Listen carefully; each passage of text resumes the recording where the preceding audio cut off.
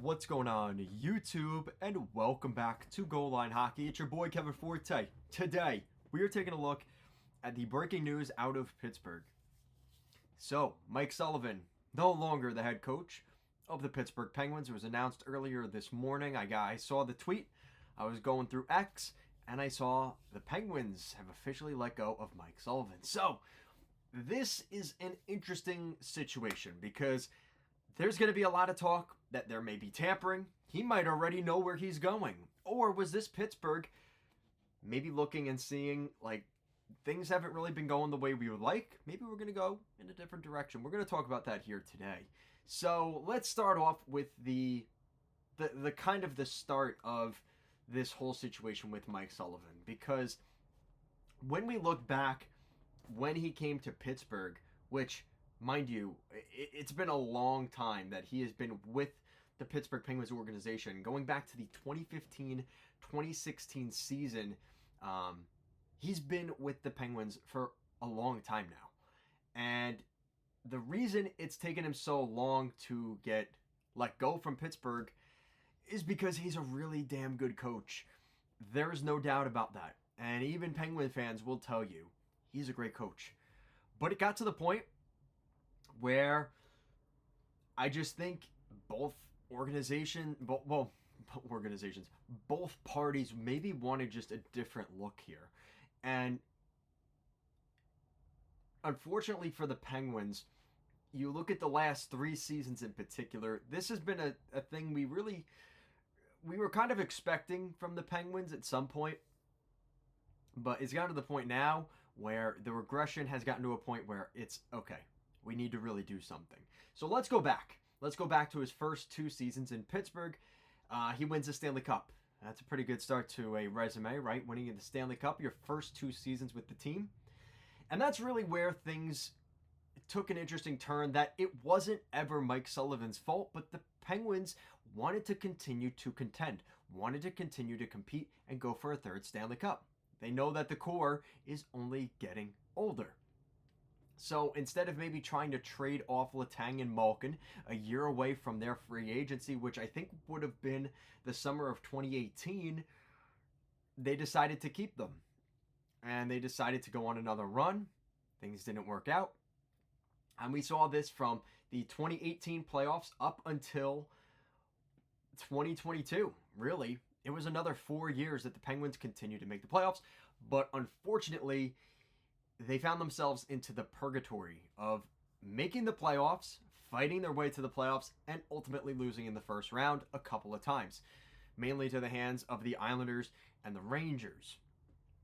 And things never got back. You expected maybe they would continue to just fight their way to make the playoffs. These guys are still here. They're getting older.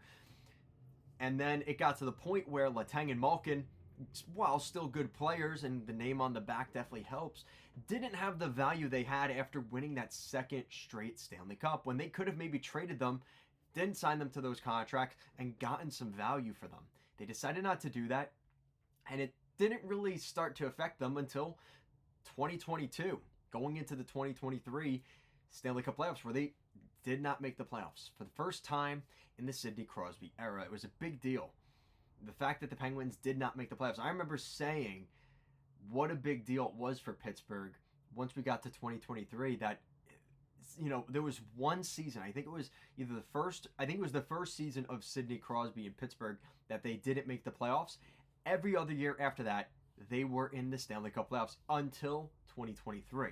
And that's really where I think for Penguins fans, the fire alarms were going off. Like, obviously there's something here that we need to change. So they kind of continued to just stay the course. Oh, we're going to try and do this. We're going to bring in Rickard Rakell. We're going to bring in Jeff Carter. We're going to bring in, you name the player, right? They started to do little things like this, but it never really got them anywhere. And now for the past 3 seasons, they had a 40-win season in 2023, but they did finish 5th in the standings in the Metro. 38 seasons, the season after that, which was last season. And then this most recent season, it ended up getting to the point where they had 34 wins in an 82-game schedule. And that's that was the breaking point. Was not only was this now the third consecutive season they missed the playoffs, they also finished seventh out of 8 teams in the seventh out of 8 teams in the Metropolitan Division. And I think that was enough for the Penguins to say enough is enough. And I think Mike Sullivan's firing is really not indicative of what he is as a head coach. He's going to get scoffed up if he hasn't already been scoffed up by another team.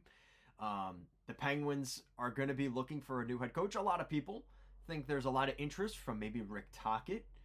He was an assistant during those Stanley Cup runs with the team. So it's safe to say that if things maybe don't work out in Vancouver, we know that the Canucks want to bring him back as a head coach. So then you kind of wonder, well, why doesn't Tocchet want to go to Vancouver? Is it because he wants to change of scenery? Why isn't he, kind of committing yet? Maybe he was waiting to see what was going on in Pittsburgh.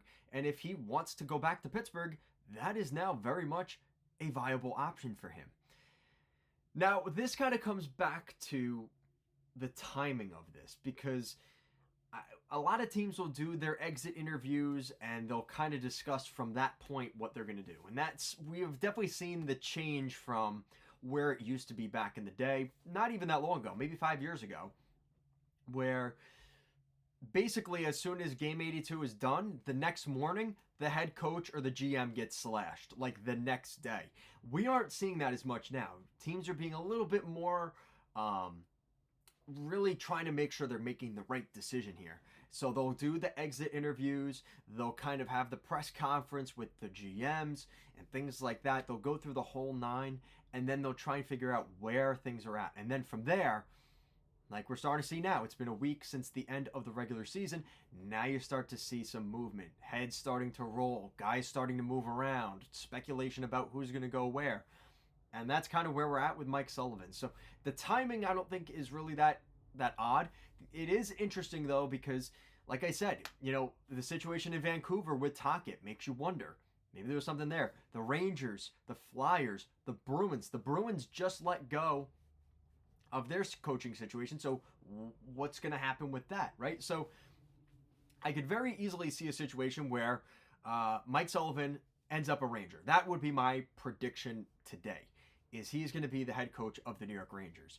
I think it's going to end up being a bidding war between the three teams that we just mentioned, the Bruins, Flyers, and Rangers. I think the Rangers will get their guy if they want him.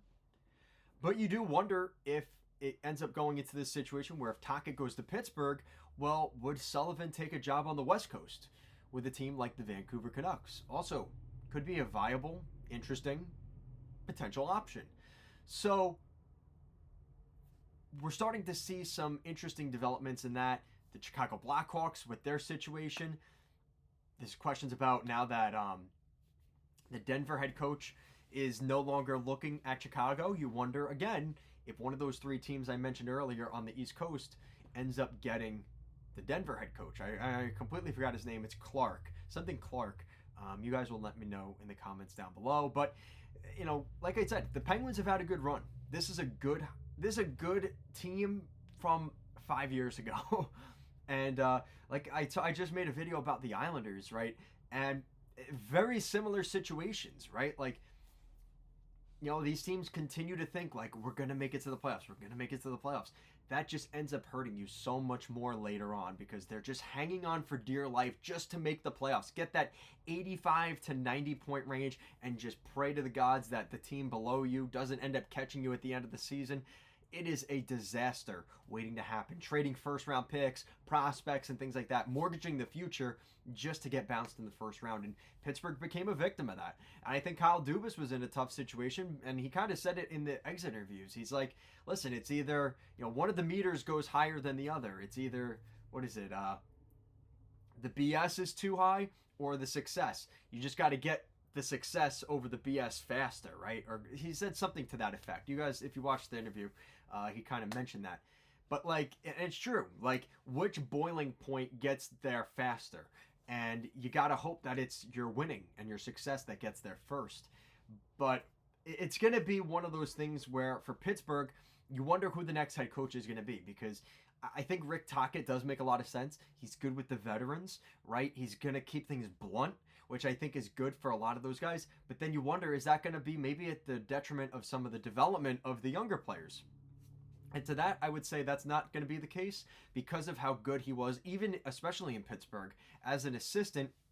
How good he was with the younger players. He relates to the players really well. He's just got that great charisma and character to him that I think a lot of players just respect. And the way he was as an NHL player, obviously that resonates into how he is behind the bench.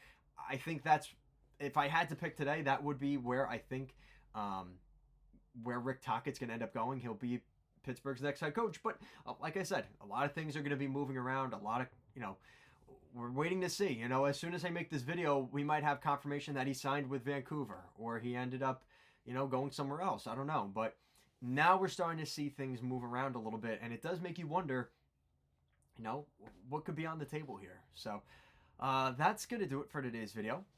Hopefully you guys enjoyed.